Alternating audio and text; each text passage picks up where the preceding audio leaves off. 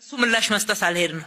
ለሱ ምላሽ ወደ መስጠት ሳይሆን ስድብ ለምዶበት ወይም ደግሞ ወቀሳ ለምዶበት ሊወቅሰን ይችላል። ተራ ታፔላ ቢለጠፍ አንቀበልም። እኛ ተጨባጭ መረጃ ነው ያለን። ሌላው ባዶ ፕሮፓጋንዳ ነው።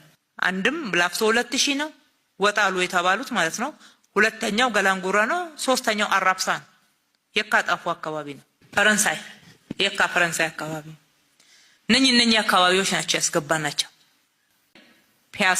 የፒያሳን ነዋሪ ያስገባነው ኃይሌ ጋርመንት አካባቢ ነው። ላፍቶ 2000 የሚባለው ሰፈር መሀል ከተማነቱ ምንም የሚያጠራጥር አይደለም። ቢሆንም ግን ለምን ፒያሳ ላይ አልተሰራም ተመልሶ ቢባል ከሆነ እንዴ ይሄን ሁሉ ነዋሪ የት እናስቀምጠዋለን? ቀድመን ሌላ ቦታ ቤት ካልሰራን ሐሳብን የመግለጽ በነጻነት የመጻፍ እስኪ መታፈን ይቅር እንደ ልብ ሲባል ወደ ስድብ ማንነትን ማጣጣል ወደ ማጣላት ወደ ማጋጨት ወደ ጥላቻ እንደተዘዋወረ በሚገባ እናውቃለን። ይሄም አላስቆመንም።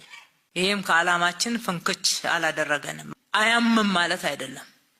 ነገር ግን ጽኑ ሆነን በመንገዳችን ላይ በጽናት እየተራመድን የመጣ ነው። ያንንም ለማጣጣልና መንገድ ላይ ለማስቀረት በርካታ ጥረቶች ተደርገዋል። ነገር ግን የተያዘው መንገድ ጉዞውን ቀጥሏል ማለት ነው።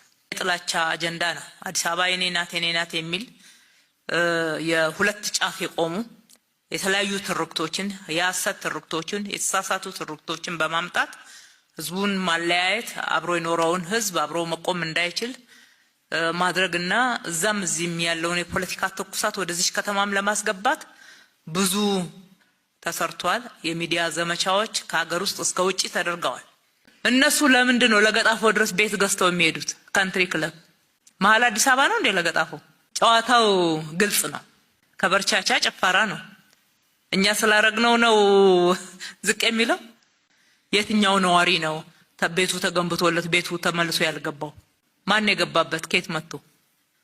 እስኪ ከሌላ ቦታ መጥቶ እነኚህ ቤቶች ውስጥ የገባውን ሰው ኢንተርቪው አድርጎ በራሳቸው ያቀርቡ። እነኚህ የሚከራከሩ ሰዎች እንማርበታለን። የወጡበት ቤት ይባል ነበር ወይ ነው ዋናው ጥያቄ።